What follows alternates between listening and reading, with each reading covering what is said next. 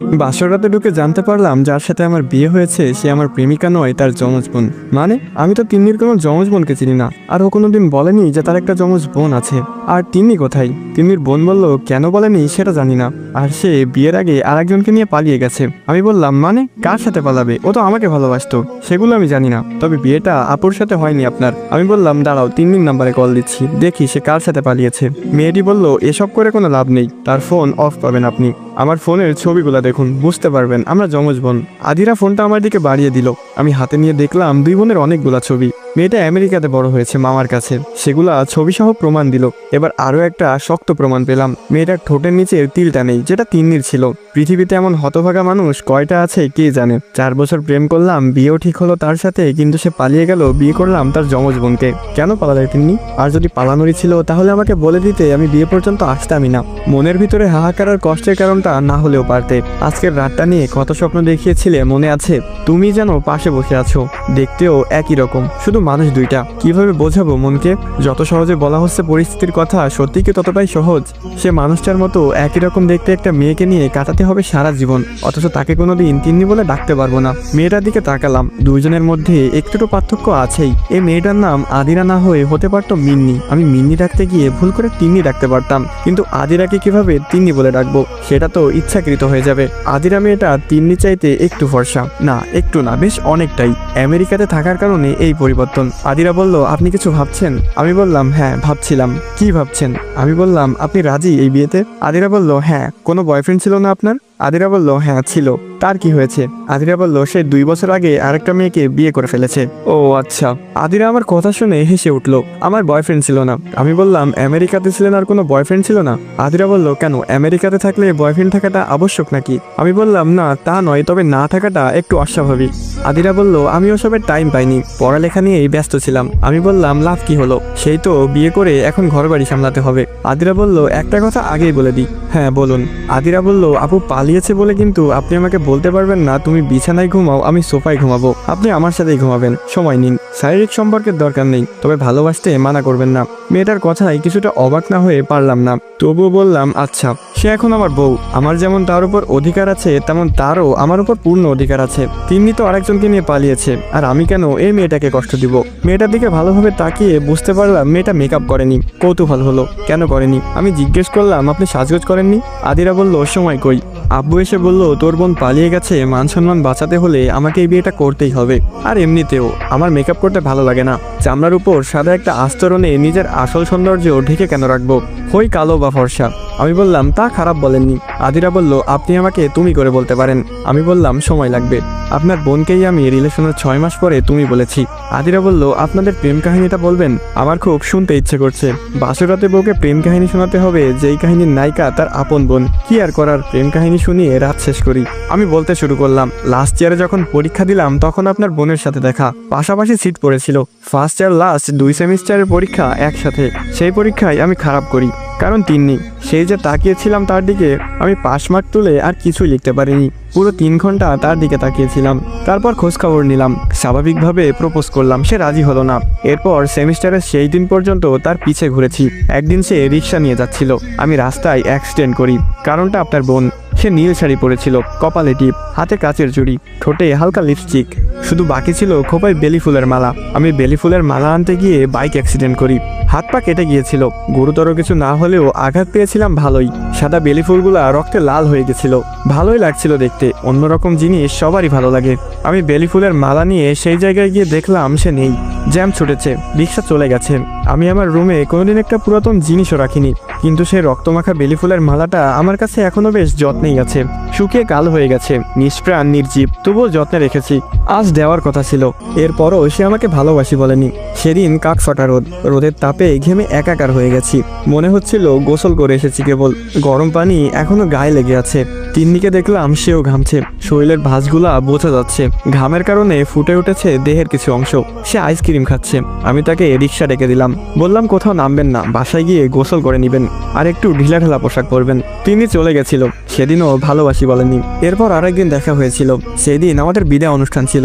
সে আসলো, এসে বলল ভাইয়া অভিনন্দন, আপনাকে খুব মিস করব, চলে যাবেন আমাদের ছেড়ে। আমি বোকার মতো বলেছিলাম তুমি বললেই থেকে যাব। সেগুলো নিয়ে এসে কি হাসাহাসি। এরপর 2 মাস দেখা হয়নি। আমি ধরেই নিয়েছিলাম আমাদের প্রেম অপূর্ণই থেকে যাবে। হঠাৎ করেই তিন্নির সাথে সেদিন দেখা হয়ে যায়। রাস্তায় বাচ্চাদের সাথে ক্রিকেট খেলছিলাম আমি। হঠাৎ সে ডাকে, এই বাচ্চা শুনেন। আমি তাকিয়ে দেখি তিন্নি। সে আমার হাতে একটা চিঠি গুজে দিয়ে বলেছিল ভালোবাসি। সেই দিনই প্রথমবার ভালোবাসি বলে সে। এরপর শুরু হয় প্রেম। প্রেমের সময় কি কি হয় সেগুলো না হয় নাই বললাম, এগুলো আপনার অজানা নয়। তবে অনৈতিক কোনো দাবি কখনোই আমার ছিল না। কথাগুলো বলতে বলতে চোখ ভিজে গেছে, বুঝতে পারছি হয়তো। আদিরাও বুঝতে পারছে।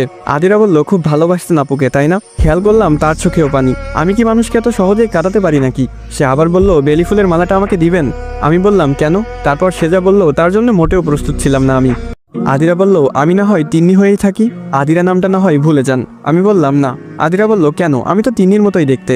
আমি বললাম, বাইরের দিকটা হয়তো আদিরা তিন্নি চেনা যাবে না, তবে তিন্নির স্মৃতি সবসময় ঘুরবে মাথায়। আদিরা বলল, একটা কথা বলবো যদি কিছু মনে না করেন? আমি বললাম, হ্যাঁ বলুন। আপনি আমার বেস্ট ফ্রেন্ড হবেন? আমার না কোনো বেস্ট ফ্রেন্ড ছিল না কখনো। আর শুনেছি এদেশে নাকি মেয়েকে পছন্দ না হলে স্বামীরা মারধর করে। আপনি আমাকে মারবেন না প্লিজ, আমি আপনাকে বিরক্ত করব না। মেয়েটার কথায় অবাক না হয়ে পারলাম না, এত সহজেই কিভাবে মেনে নিল সবকিছু। আর স্বামীকে কেউ বেস্ট ফ্রেন্ড হতে বলেছে এটা প্রথমবার শুনলাম। আদিরা বলল, কি হলো, কথা বলছেন না কেন? আমি বললাম, ভাবছি কি করা যায়। আদিরা বলল, দেখুন আমরা বন্ধু হয়ে থাকলে তো আপনার জন্যই ভালো হবে। আঙ্কেল আন্টি বুঝতেই পারবে না যে আপনি আমাকে মেনে নেননি। আমি বললাম, কালকে জানাবো। আদিরা বলল, আমার ঘুম পাচ্ছে, আমি কি ঘুমাবো? আমি বললাম, ঠিক আছে ঘুমান। রাত তখন 2:15। তাকে ঘুমাতে বলে আমি একটা সিগারেট ধরালাম। কেমন একটা অদ্ভুত অনুভূতি পড়াচ্ছে আমাকে, মাথা ঝিমঝিম করছে এখনো। তিন্নি মেয়েটা যে কিনা আমাকে বিয়ে করার জন্য প্রায় পাগল হয়ে গিয়েছিল, সে নিজেই পালালো, মেনে নিব কিভাবে? হঠাৎ আদিরা উঠে বলল, আমাকে একটা দিবেন? কিছুটা ধমকের সুরে বললাম, সাহস তো কম না, আমার কাছে সিগারেট চাচ্ছেন? আদিরা বলল, আপনি কেন খাচ্ছেন? আমি বললাম, আপনাকে কেন বলবো, চুপচাপ ঘুমান, বেশি কথা বলবেন না। মেয়েটা কান্না জড়িত কণ্ঠে বলল, সিগারেট তো দিলনি না, উল্টো বকা দিচ্ছেন। আমি বললাম, আচ্ছা 2 টান দিবেন, এর বেশি না, ওকে? আদিরা বলল, থ্যাংক ইউ। মেয়েটার হাতে সিগারেট দিয়ে ভরসা পাচ্ছি না, যা ভাবছি তাই। 2 টান দিয়েই মাথা ঘুরে পড়ে গেছে। ধরার আগেই সে বিছানায় পড়ে গেল। বাসর রাতে সিগারেট খেয়ে বউ অজ্ঞান। আমি রিপোর্টার হলে শিওর এই খবরটা ছাপাতে বলতাম না। মেয়েটার কাণ্ড দেখে হাসি পাচ্ছে। সিগারেটটা তুলতেই দেখলাম সিগারেটের গোড়ায় লিপস্টিক লেগে আছে। টানবো কি টানবো না ভাবার সময় নেই। পুড়ছে সিগারেট, উড়ছে ধোয়া। তারপর আর কি ছন্দ আসছে না। তিন্নির কথা ভাবতে ইচ্ছা হচ্ছে না। এই মেয়েটার মুহে আটকা পড়তে ইচ্ছা হচ্ছে। মেয়েটার দিকে তাকালাম। এত রাতে চাঁদ থাকার কথা না, তবুও বাইরে মস্ত বড় একটা চাঁদ। জানালার পর্দা সরিয়ে দিলাম। চাঁদের আলো মেয়েটার মুখে এসে পড়ল, এবার পরিপূর্ণ। কথা ছিল তিন্নিকে এভাবে দেখব। তিন্নিকেই দেখছি, তবে নাম তিন্নি না, এর নাম আদিরা। শীতকাল, ঠান্ডায় মেয়েটা নিজেকে গুটিয়ে নিয়েছে। আমি গিয়ে শুয়ে পড়লাম মেয়েটির পাশে। কিছুক্ষণ যেতেই মেয়েটা আমাকে জড়িয়ে ধরলো। তার শরীরের উষ্ণতা আমাকে কিছুটা কামুকি করে তুললেও সেটাকে মাথা থেকে নামিয়ে নিলাম। পরদিন সকালে মেয়েটাকে কোথাও দেখতে পাচ্ছি না। হাত মুখ ধুয়ে এসে দেখলাম আদিরা আমার সাথে রান্নাঘরে চা বানাচ্ছে। আমি বললাম, আমাকে চিনি বেশি দিয়ে 1 কাপ চা দিয়েন। চায়ের অর্ডার করে বাইরের দিকে তাকালাম। ভাবখানা এমন যে একটা কফি শপে বসে অর্ডার করছি আর বাইরের প্রকৃতি দেখছি। মেয়েটা চা আনলো। না, চা বেশ ভালোই বানায় মেয়েটা। ভেবেছিলাম হয়তো খাওয়া যাবে না, এখন দেখি রোজ খেতে হবে। আম্মুর সামনেই বললাম, প্রতিদিন সকালে চা নিয়ে আমার ঘুম ভাঙাবেন। কাপ পিরিচের টুংটাং শব্দে ঘুম ভাঙা সকাল কখনো খারাপ হবে না মনে হয়। মেয়েটা লজ্জা পেল কিনা জানি না, তবে আম্মুকে ভালোভাবে খেয়াল করতেই উঠে চলে গেলাম। বিয়ের ব্যস্ততা কাটতে কাটতে আরো 15 দিন। এর বাড়ি যেতে হয়, ওর বাড়ি যেতে হয়, এত ব্যস্ত কোনোদিন হয়নি। তবে একটা জিনিস হাজার ব্যস্ততায়ও ভুলতে পারিনি, তিন্নি। চোখের সামনে মেয়েটা হাসে, দৌড়ায়, কথা বলে। আমি ছুঁয়ে দেখতে পারি না, আমি ভালোবাসতে পারি না। মেয়েটার সাথে এমন খুলে কথাও বলতে পারি না। কেন পারি না? সেটাই তো, কেন পারি না ভাবাচ্ছে বিষয়টা প্রচুর। আমার কেন জানি বিশ্বাস হচ্ছে না এই মেয়েটা আদিরা। আমার মনে হচ্ছে এটাই তিন্নি। একটা মজার খেলা চলছে আমার সাথে। আমি কি জোকার সার্কাস দেখাতে এসেছি? যদি কখনো এটা প্রমাণিত হয় এই মেয়েটাই তিন্নি, তবে মেয়েটাকে এতটা মারবো যে সে প্রায় মারা যাবে, আবার বেঁচে ফিরবে। আদিরা এসে বলল, শুনছেন? আমি বললাম, জি বলুন। আপু কল করেছিল। মানে? তিন্নি কই, ফোন দিন, আমি কথা বলবো। আদিরা বলল, আপু কোনো রিসেপশন থেকে কল করেছিল। আমি বললাম, ঠিকানা নিন।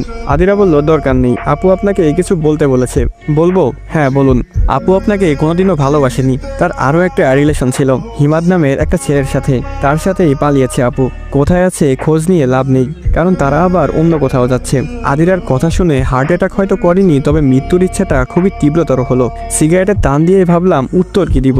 আদৌ কি মনকে বোঝানোর মতো কোনো উত্তর আছে আমার কাছে? নেই হয়তো। আদিরার দিকে তাকালাম, তার চোখে স্পষ্ট ভালোবাসা দেখতে পেলাম আমি ডাকলাম, তিন্নি। আদিরা বলল, আপু কেন এমন করলো? আপনার মতো মানুষকে কষ্ট দিয়ে এসে কখনো ভালো থাকতে পারবে না, কখনোই না। আমি আদিরার গালে ঠাস করে 2টা চড় মেরে দিলাম। গালে 4 আঙ্গুলের দাগ পড়ে গেছে। মেয়েটা এবার কেঁদেই ফেললো। মেয়েটা থাপ্পড় খেয়ে দূরে সরে গেল না, বরং অবাক করে দিয়ে আমাকে জড়িয়ে ধরে কাঁদতে লাগলো। মেয়েটা তো সেদিন বলেছিল না মারতে, তবুও কেন মারলাম আমি? মেয়েটার কান্নায় আলাদা একটা মায়া আছে, শুধু সুন্দরী না, পৃথিবীর সব মেয়েরই আছে। তারা কাঁদলে একটা আলাদা রকম ভালো লাগা কাজ করে মেয়েদের উপর। প্রচুর দুর্বলতা এই কান্নায়। বাস্তবিক জীবনে এই কান্নার কারণেই একটা মেয়ের প্রেমে পড়েছিলাম। সে কথা না হয় অন্য একদিন বলবো। মেয়েটার গালের দিকে তাকিয়ে দেখলাম ফুলে গেছে খানিকটা। মেয়েটার কান্না থেমেছে, তবুও ছাড়েনি আমাকে, সেভাবেই জড়িয়ে ধরে আছে, বরং একটু শক্ত করেই ধরেছে। ইচ্ছা হচ্ছে একটু ভালোবাসি মেয়েটাকে, কিন্তু তিন্নি, আমি তো তিন্নিকে ভালোবাসি। আধ রাত থেকে নিজেকে ছাড়িয়ে নিলাম। মেয়েটার চোখের দিকে তাকাতে এসে চোখ নামিয়ে নিল, লজ্জা পেয়েছে খানিকটা। সরি, আমি আসলে মারতে যাইনি। আপনি বললেন তিন্নি কখনো ভালো থাকতে পারবে না, তাই রাগ উঠে গেছিল। এত কিছুর পরেও আপনি তিন্নির খারাপ চান না? কেন চাইবো? সে যে আপনাকে ধোকা দিলেই কি আমি তার খারাপ চাইবো? এটা ভালোবাসা না আদিরা। কাউকে ভালোবাসলে পুরোটা দিয়েই বাসতে হয়, সে থাকুক আর নাই থাকুক। খারাপ কেন চাইবো? সবসময় চাই সে ভালো থাকুক। মেয়েটা কিছুক্ষণ অবাক দৃষ্টিতে তাকিয়ে রইল আমার দিকে, তারপর বলল, আপনি আমাকে একটু ভালোবাসবেন? বেশি না, তিন্নি আপুর অর্ধেক বা তার অর্ধেক। উত্তর না দিয়ে চলে আসলাম। এটাই ভালো নয় কি? যখন উত্তর থাকে না তখন পালিয়ে যাওয়াই ভালো। মেয়েটাকে যত দেখছি ততই অবাক হচ্ছি। সেদিন সকালে দেখলাম আমার সিগারেটের প্যাকেটটা নেই, কোথায় গেল? খুঁজতে খুঁজতে রান্নাঘরে এসে দেখলাম মেয়েটা সিগারেটগুলা একটু একটু করে পোড়াচ্ছে। আমি বললাম, এ কি করছেন? সিগারেট কেন পোড়াচ্ছেন? চুপচাপ দেখুন কি হয়। কি হবে? সিগারেট পুড়ে যাচ্ছে। হ্যাঁ, ঠিক এভাবে এই হৃৎপিণ্ডটাকেও পোড়াচ্ছে এই সিগারেট। তো শুনুন, আপনি আজ থেকে সিগারেট কম খাবেন। দুই একটা চলবে, তবে প্যাকেট প্যাকেট খাওয়া বন্ধ। আমি চাই না আপনাকে এত তাড়াতাড়ি হারিয়ে ফেলি। ধরুন আপনি আমাকে মেনে নিলেন, কিন্তু সেটা আজ থেকে 10 বছর পর, আর তখন আপনি ক্যান্সারে আক্রান্ত। আমি কি করব তখন? এটারও কোনো জবাব দেয়নি। মেয়েটা বড্ড বোকা, আবার ভীষণ চালাক। বোকামিটা বাইরে বাইরে, তবে ভিতরে প্রচুর চালাকি, এমনটাই মনে হয় আমার। সন্ধ্যা হলো, মেয়েটা ব্যালকনিতে দাঁড়িয়ে চা খাচ্ছে। মেয়েটা আবার শাড়ি পরা শিখলো কিভাবে? থাকতো তো আমেরিকাতে, সেখানেও শাড়ি পাওয়া যায় নাকি? কালো একটা শাড়ি, বরাবরই কালো রঙটা আমার পছন্দের, গায়ের রঙের সাথে বেশ মিলে যায়, তাই অতিরিক্ত পছন্দের কারণ। আমি আদিরাকে না ছুঁয়ে কল্পনা করলাম তিন্নি থাকলে হয়তো এখন তাকে পেছন থেকে যে জড়িয়ে ধরতাম, হয়তোবা খোলা জায়গাটুকুতে একা কিসও করতাম। আদিরাকেও করতে পারি, সে মানা করবে না, তবে অবাক হবে, বেশ অনেকটাই অবাক হবে। বেশিক্ষণ তাকালাম না, কারণ যৌনতা একবার বাসা বাঁধলে ভালোবাসা তখন উড়ে যায়। মাথায় থাকে না স্বাভাবিক কণাগুলা, তখন পুরো পৃথিবী জুড়েই শুধু নারীর দেহ আর যৌনতার ঘ্রাণ ভাসে। সামনে সুন্দরী বউ, পেছনে দাঁড়িয়ে থাকা ছেলেটা কখনো ভালোবাসা নিয়ে ভাববে না, অন্তত বাঙালিরা তো কখনোই নয়। বাঙালির স্বভাব হলো ধরতরটা মার পেরেক। আমিও ব্যতিক্রম নই, তবে আমি চাই না এমন কিছু হোক যার কারণে পরে আফসোস করতে হয়। নিজেকে সংযত করলাম, ফিরে আসলাম রুমে। আপনারা কখনো খেয়াল করেছেন গোলাকৃতির মুখে সাদা চশমা বেশ মানায়, বিশেষ করে মেয়েদের। সাদা চশমা আর গোল মুখ যেন একে অপরের জন্যই তৈরি। মেয়েরা লম্বা মুখে চশমা পরলে যে ভালো লাগে না তা না, তবে ততটা ভালো লাগে না যতটা একটা মাঝারি গোল মুখে লাগে। আদিরার দিকে তাকালে যে কেউ মুগ্ধ হতে বাধ্য। মাঝারি গোল মুখ, দূর থেকে দেখলে গোল মনে হয়, কাছে গেলে কিছুটা লম্বা লাগে। আমি বহুবার তিন্নির প্রেমে পড়েছি এই কারণে। আজ আদিরার প্রেমে পড়তে ইচ্ছা হচ্ছে, কিন্তু তিনি যে পিছু ছাড়ছে না কিছুতেই। প্রতিটা সেকেন্ড করে করে খাচ্ছে আমাকে। সারাদিন যতই দূরে থাকি, রাত হলেই এক বিছানায়, মাত্র কয়েক ইঞ্চি দূরে শুয়ে কেউ আমাকে ভালোবেসে যাচ্ছে গোপনে, আর সেটা আমি জানি, তবুও কিছু বলতে পারি না। মাঝে মাঝে প্রচন্ড খারাপ লাগে আদিরা মেয়েটার জন্য। আমি চাইলেই কি পারি না মেয়েটাকে হাসি খুশি রাখতে? সত্যি কি পারি? যদি পারবোই তবে কেন করছি না? ও হ্যাঁ, তিন্নি, মেয়েটাকে ভালোবাসতাম, সে তো চলেই গেছে, তবে আমি কেন এই মেয়েটাকে কষ্ট দিব প্রতিনিয়ত? হ্যাঁ, এগুলো আমি ভাবি, তবে দিন শেষে আদিরার দিকে তাকালে সেই তিন্নিকেই দেখি আমি। মেয়েটার স্মৃতি যে পিছু ছাড়ছে না কিছুতেই, কিভাবে ভুলে যাব তাকে? কোনো উপায় আছে কি? পাশ থেকে মেয়েটা চিমটি কাটলো, ব্যথায় উফ করে উঠলাম আমি। মেয়েটা আমাকে নিয়ে খেলছে, খেলুক, আমি বরং কিছুটা ঘুমাই। মেয়েটা আর কিছু করলো না। এরপর থেকে প্রায় রাতে খেয়াল করতাম আদিরা আমাকে প্রচন্ড জড়িয়ে ধরে ঘুমাচ্ছে। আগে উল্টো হয়ে ঘুমাতাম, আমার পিঠের সাথে মেয়েটা ব্যথা পেত, তাই এখন তার দিকে ফিরে ঘুমাই। বুকের সাথে পারলে মিশে যায় মেয়েটা। মাঝে মাঝে ঘুম ভাঙলে খেয়াল করি মেয়েটা কেঁদেছে, কেঁদে চোখ মুখ ফুলিয়ে ফেলেছে। আমি দীর্ঘ নিঃশ্বাস ছাড়ি, এছাড়া আর কি করব? আজ রাতে হঠাৎ তিন্নি বলল, একটা কথা বলবো, রাগ করবেন? কি কথা? তিন্নি বলল, আগে বলুন রাগ করবেন কিনা। রাগ করার মতো কথা হলে রাগ তো করবই না, থাক তাহলে বলবো না। আপনি রেগে গেলে মারেন, আমি কখনো মার খাইনি, সেদিনই প্রথম। প্রচুর ব্যথা লাগে আপনি মারলে। মেয়েটার কথায় না হেসে পারলাম না। মেয়েটা যেন মুহূর্তেই মন ভালো করে দিতে পারে, আবার চাইলেই ঝলমলে রোদের দিনেও আষাঢ়ের মেঘ জমাতে পারে।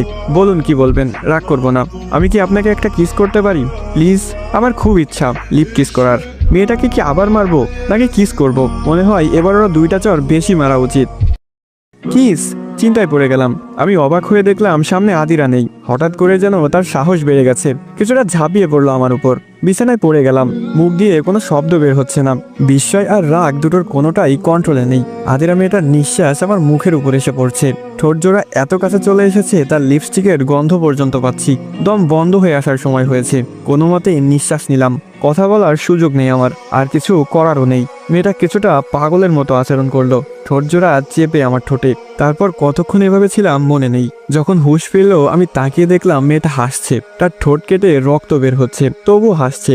যখন সজ্ঞানে ফিরলাম তখন ইচ্ছা হচ্ছিল থাপ্পড় দিয়ে 32টা দাঁত ফেলে দেই, কিন্তু রক্ত দেখে রাগ পড়ে গেল, কিছু বলতে পারলাম না। মেয়েটাকে রক্ত খেকো পিশাচিনী মনে হচ্ছে। ছোটবেলায় একটা কার্টুন দেখতাম, নাম মনে নেই, তবে সেখানে যে পিশাচিনীটা ছিল ঠিক তেমনই লাগছিল আদিরাকে। মেয়েটা ফ্রেশ হয়ে আসলো, রক্ত বের হচ্ছে না এখন, তবে বুঝতে পারছি কয়েকদিন ভুগতে হবে তাকে, ঝাল কিছু খেতে পারবে না।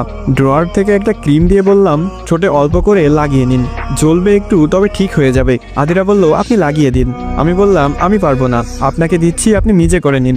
আদিরা বলল আপনি রাগ করেছেন, আবার মারবেন আমাকে? আমি বললাম আদিরা প্লিজ, আপনার অভিনয় থামান, আপনি ধর্ষণ করার চেষ্টা করেছেন আমাকে। আদিরা বলল কি পুরুষ ধর্ষণ? এটা বলেই আদিরা হিহি করে হেসে উঠল। আমি বললাম কি বলতে কি বললাম, বউ হাসছে, হেসেই যাচ্ছে। এই হাসির দিকে তাকালে মায়ে আটকাতে বাধ্য। তিন্নিকে কখনো এভাবে হাসতে দেখিনি, তবে অনেকটা গম্ভীর ছিল, সবসময় একটা ভাব নিয়ে থাকতো। অনেক ইচ্ছা ছিল মেয়েটা হাসবে, বেশ শব্দ করেই হাসবে, আমি দেখব, আমি শুনবো সে হাসি, মাতাল হব, প্রেমে পড়ব। সে হাসি আমি দেখেছি বটেই, তবে প্রেমে পড়ার সুযোগ নেই। কোথায় যেন পড়েছিলাম, যদি দেখিলে সুন্দরী নারীর অট্ট হাসি, পড়বে প্রেমে সাজা যদিও হয় যাবজ্জীবন বা ফাঁসি। আদিরা বলল শুনছেন? আমি বললাম হ্যাঁ বলুন।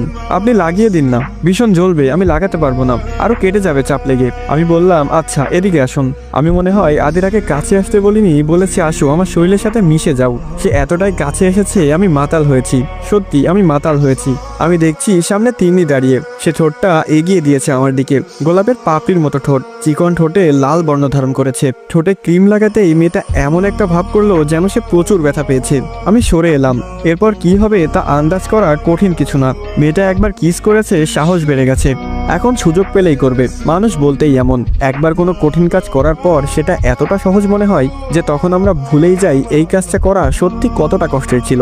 আদিরার বাসা থেকে লোক এসেছে তাকে নিতে, একজনের দাড়ি সেই লম্বা, দাদু মনে হয়, আমি সেভাবে চিনি না। লোকটাকে সালাম দিলাম, তিনি জানালেন আমাদের নিয়ে যেতে চাই, 3 দিন থাকতে হবে তাদের বাসায়। আমি বুঝিয়ে বললাম আমি যেতে পারবো না। তারা দুপুরে খাওয়া দাওয়া করে আদিরাকে নিয়ে চলে গেল।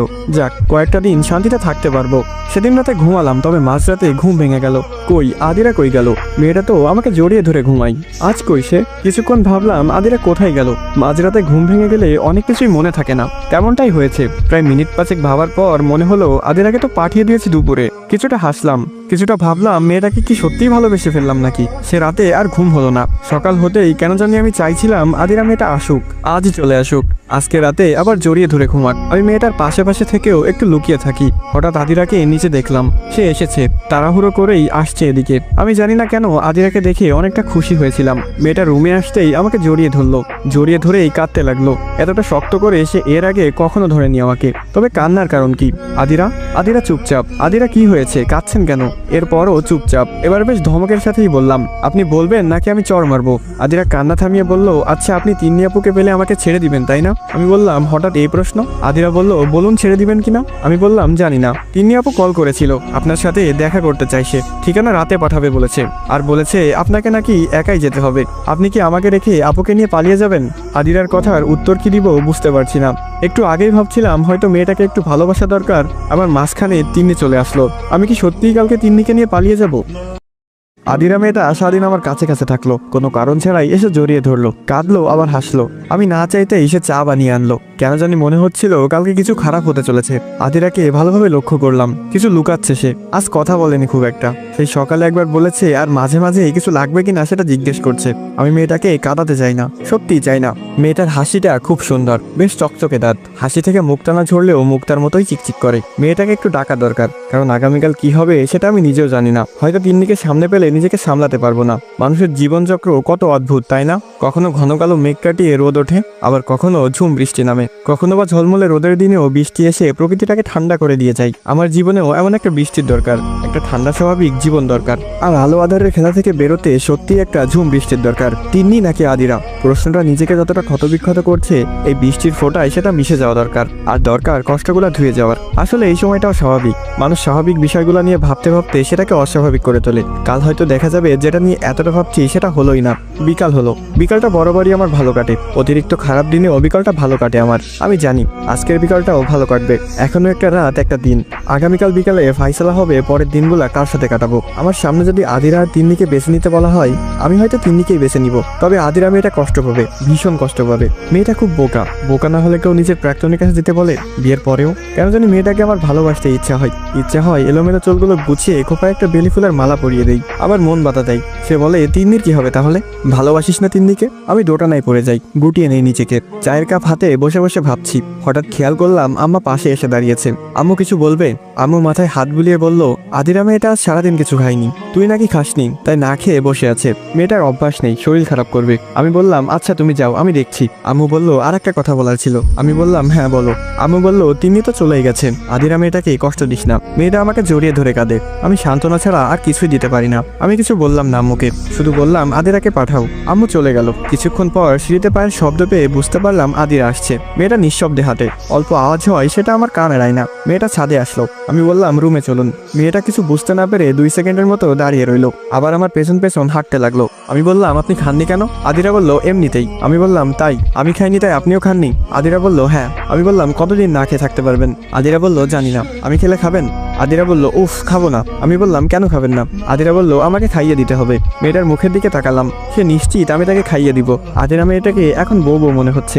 নতুন বউ অভিমান করে না খেয়ে থাকলে তাকে খাইয়ে দিতে হয়, তেমনটাই করছে সে। খারাপ লাগছে না, বরং কিছুটা ভালোই লাগছে। আগেই বলেছিলাম বিকালটা সর্বদা আমার ভালোই যায়। খাবার আনলাম, মেয়েটা খাবারটা 2 ভাগে ভাগ করলো। সে বলল আপনিও খাননি, আপনি এখান থেকে আমাকে খাইয়ে দিবেন, আমিও আপনাকে এখান থেকে খাইয়ে দিব। তাই খাবারটা ভাগ করলাম। আপনি তো আবার আমার এখান থেকে খাবেন না। আমি কিছু না বলে খাবারটা আবার একসাথে করে ইশারা করলাম নিন শুরু করুন। এতটা খুশি হলো যে বলার বাইরে। জীবনে কাউকে খাইয়ে দিয়েছে কিনা সন্দেহ, কারণ আমাকে খাওয়াতে গিয়ে নিজেই হা করছে বারবার। আমার হাসি পাচ্ছে মেয়েটার বাচ্চামিতে, মায়া বাড়ছে মেয়েটার প্রতি। খাওয়া শেষ করে মাগরিবের নামাজটা পড়লাম, দোয়া করলাম আল্লাহর কাছে কালকের দিনটা যেন খারাপ না হয়। আমি এখনো কনফিউজ, কাকে বেছে নিব, আদিরা নাকি তিন্নি? রাতে দুইজনের একজনও ঘুমায়নি, বলতে গেলে ঘুম আসেনি। মেয়েটার ভয় আমার থেকেও বেশি। আদিরা মেয়েটা ভয়ঙ্কর রকমের মায়াবী, মায়া আটকা পড়ে গেছি। এখন কত শত ভুল করবো মেয়েটার জন্য। সারা রাত ভেবেছি, একবার আদিরা একবার তিন্নি। অতীত ভাবলে, তিন্নির কথা ভাবলে আদিরাকে ভাবতে ইচ্ছা হয় না, আর আদিরার কথা ভাবলে, তার পাগলামির কথা মনে করলে তিন্নির কথা ভাবতে ইচ্ছা করে না। ইচ্ছা অনিচ্ছা তিন্নি, আদিরা, দোটানা আর বেলি ফুলের মালাটা নিয়ে গন্তব্যের দিকে রওনা দিলাম। বিকালে যেতে বলেছে তিন্নি। ঠিকানা খুঁজতে খুঁজতে পৌঁছালাম। রেল স্টেশন থেকে কয়েক মিনিট হাঁটলে সামনে যমুনা নদী। সেই নদীর ধারে কাশফুল হয়েছে প্রচুর। সাদা সাদা কাশফুলগুলোকে গভীরভাবে দেখলে মনে হবে যেন কাশফুল নয়, মেঘ। কোথাও কেউ নেই, আমি একা দাঁড়িয়ে আছি। ঘন্টাখানেক হলো। তিন্নি কি তবে আসবে না? হঠাৎ একটা মেয়ে আসলো। না, তিন্নি না, তবে আমার দিকেই আসছে। মেয়েটা বলল রামিম। আমি বললাম হ্যাঁ, কিন্তু আপনি কে? মেয়েটি বলল চিনবেন না, তিন্নি আপু ডেকেছে আপনাকে। আমি বললাম তিন্নির কথা শুনতেই ভিতরে ভয় লেগে গেল। কোথায় সে? মেয়েটি বলল আছে হিম ভাইয়ের সাথে। তাহলে আমাকে এখানে ডাকার কারণ কি? মেয়েটা বলল এই চিঠিটা তিন্নি আপু পাঠিয়েছে। আমি কাঁপা কাঁপা হাতে চিঠিটা নিলাম। ভয় উত্তেজনার চিঠিটায় যেন প্রাণ কেড়ে নিবে, আর বাড়ি ফেরা হবে না। চিঠিটা পড়তে শুরু করলাম। প্রিয় রামিম, তোমার সামনে দাঁড়ানোর যোগ্যতা আমার নেই, তাই চিঠি লিখলাম। জানি তুমি রেগে আছো, আমি কখনোই তোমাকে বোঝার চেষ্টা করিনি, তবুও আমার সব আবদার তুমি মেনে নিয়েছিলে। শেষমেশ বিয়ে পর্যন্ত চলে আসলে। আমি তোমাকে ইগনোর করতাম, মনে আছে? আমি চাইতাম তুমি চলে যাও, কিন্তু তুমি যাওনি। শত কষ্টের পরেও তুমি থেকেছো আমার সাথে। কিন্তু এত কিছুর পরও আমি তোমাকে ভালোবাসতে পারিনি। কারণটা হিম ভাই, লোকটা প্রচন্ড ভালোবাসে আমাকে, হয়তো তোমার চাইতেও বেশি। তোমার সাথে রিলেশনের 2 মাস পরই তার সাথে পরিচয়। পাশের বাসাতেই থাকতো, সেখানে আমার বান্ধবী থাকতো। আমি রোজই যেতাম। ছেলেটা আমাকে গিটার বাজানো শেখাতো, ঘুরতে নিয়ে যেত, আরো অনেক কিছু যেগুলো তুমি কখনো পারোনি, কারণ তোমার বাসা আমার বাসা থেকে অনেক দূরে। আর তোমার সাথে তো তেমন দেখাই হতো না। আর এদিকে হিম ভাই রোজ রাতে ছাদে আসতো। কত রাত একসাথে কাটিয়েছি দুজনে, হিসাব নেই। তুমি চাইলেও যেগুলো করতে পারতে না। আব্বুকে বলেছিলাম, সে মানেনি হিম ভাইকে, তাই পালিয়ে যাওয়া। ভাবছো তাহলে বিয়ে পর্যন্ত কেন আসলাম? আমি তোমাকে ভালোবাসতে পারিনি, কিন্তু এটাও চাইনি তুমি খারাপ থাকো। আমি পারিনি, তাই আদিরাকে দিয়ে গেলাম। মেয়েটাকে ভালোবেসো। আমি জানি না কেন জানি তোমাকে খুব মিস করি। তোমাকে কখনো ভালোবাসিনি, তবুও আজ ভীষণ মিস করি। ভালো থেকো, আর তিন্নি নামটা ভুলে যেও। ইতিমধ্যে চিঠিটা ভিজে গেছে প্রায়। পাশের মেয়েটা কখন চলে গেছে খেয়ালই করিনি। আমি স্পষ্ট দেখতে পাচ্ছি তিন্নি হাঁটছে পাশে, আমিও হাঁটছি। হাতে হাত রেখে খুব কাছাকাছি হাঁটছে। শেষটা এমন চাইনি, ছেলেরা নাকি কাঁদে না, ছেলেরা এমন গোধূলি সময় নিরিবিলি পরিবেশে কাঁদে, মেয়েদের মতো সবার সামনে কাঁদতে পারে না।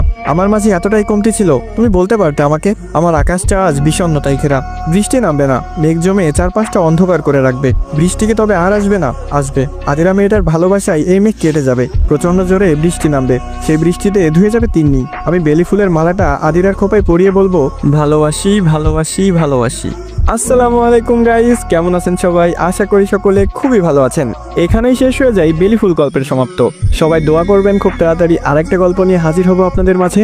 গল্পটি কেমন লাগলো সেটি অবশ্যই কমেন্ট করে জানাবেন, কারণ আপনাদের প্রতিটি লাইক এবং কমেন্ট আমাকে পরবর্তী ভিডিও বানাতে উৎসাহিত করে। তো আজকের মতো এই পর্যন্তই, দেখা হবে পরবর্তী কোনো ভিডিওতে নতুন কিছু নিয়ে। তো সবাই ভালো থাকবেন, সুস্থ থাকবেন, আল্লাহ হাফেজ গাইস।